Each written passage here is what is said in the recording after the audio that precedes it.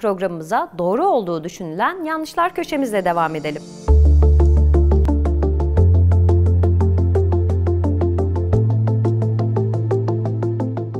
Gökkuşağında 7 renk mi vardır? Hemen herkese aynı görünen ve kırmızı, turuncu, sarı, yeşil, mavi, çivit mavisi ve mor olarak bilinen gökkuşağı gerçekten 7 renkli midir? İşin aslı gökkuşağında kesintisiz bir renk spektrumu vardır. Ancak insanın renk algısı ortada bir kuşak serisi olduğu yanılgısını yaratır. Kimi gökkuşaklarında ise insan gözünün görebileceği 7'den fazla kuşak bulunur.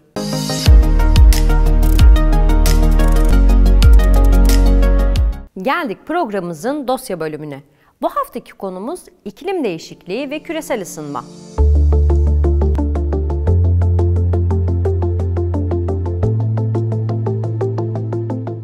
Küresel iklim değişikliği aslında adından da anlaşılacağı gibi dünya çapındaki iklimin küresel bir boyutta değişmesidir. Bu ismin verilmesinin 2 nedeni vardır. İlki küresel ve yerel ayrımı.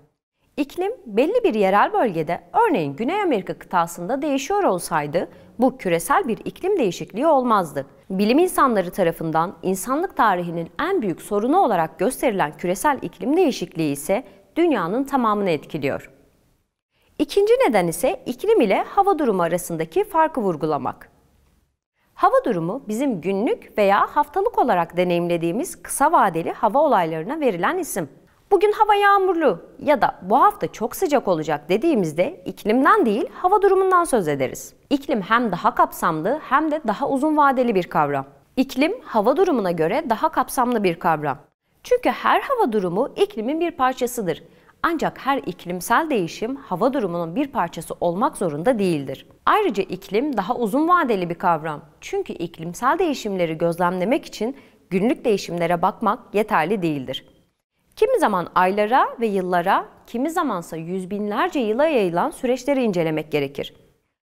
Bazıları bu konunun dile getirilmesinde kullanılan iklim modellerinin güvenilir olamayacağını söylemektedir. Ancak 1900'lerden beri hava, kara ve suda küresel dereceleri ölçen başarılı modeller bulunmaktadır. Atmosfer, okyanuslar ve buz tabakalarının incelenmesiyle bunların her biri farklı kaynaklar tarafından doğrulanabilir modellerdir. Bu verilerden yola çıkarak yüzey derecelerinin artışı, buzulların erimesi ve deniz seviyesinin yükselişi tespit edilebilir. Küresel bir boyutta uzun vadeli bir iklim analizi yaptığımızda gördüğümüz bir gerçek var. İklim durmaksızın değişiyor. Korkutucu olan ise bu değişimin tehlikeli bir hızda ve yönde olması. Gezegenimiz aşırı hızlı bir şekilde ısınıyor, yani sıcaklığı artıyor. Bu nedenle günümüzdeki küresel iklim değişikliğinin yapısı küresel ısınma yönünde.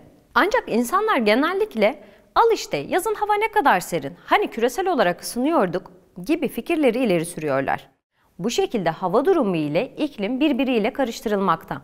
Spesifik bir günde olanlar iklim için doğrudan anlamlı olmayabilir. Bunun yerine daha geniş zaman aralıklarına bakmak gerekir. Küresel sıcaklık ortalamaları durmaksızın artıyor. Her yıl rekor sıcaklık yılı oluyor. Eğer gerekli önlemler alınmazsa 2021'de, 2025'de, 2030'da rekor kıracak.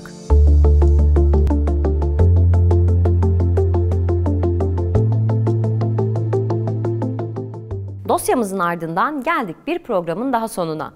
Yeni bir haftada görüşmek üzere, bilimle kalın.